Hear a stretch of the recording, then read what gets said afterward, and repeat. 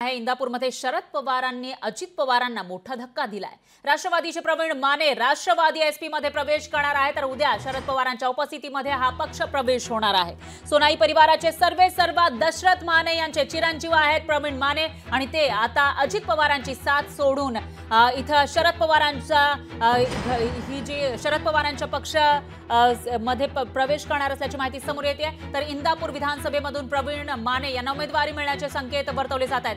तर सोनाई ग्रुप जो एक मोठा ग्रुप आहे बारामती मधला, आणि त्या ग्रुपचे जे सर्वेसर्वा आहेत त्यांचे पुत्र असलेले प्रवीण माने हे आता राष्ट्रवादी शरदचंद्र पवार पक्षामध्ये प्रवेश करणार आहेत। उद्या शरद पवारांच्या उपस्थितीमध्ये हा प्रवेश होणार असल्याची माहिती समोर येते। सोनाई परिवाराचे सर्वेसर्वा दशरथ माने यांचे चिरंजीव आहेत प्रवीण माने, आणि ते आता अजित पवारांची साथ सोडून शरद पवारांचा हात हाती घेणार असल्याची माहिती समोर येते। इंदापूर विधानसभेतून प्रवीण मानेंना उमेदवारी मिळण्याचे संकेत मिळतात।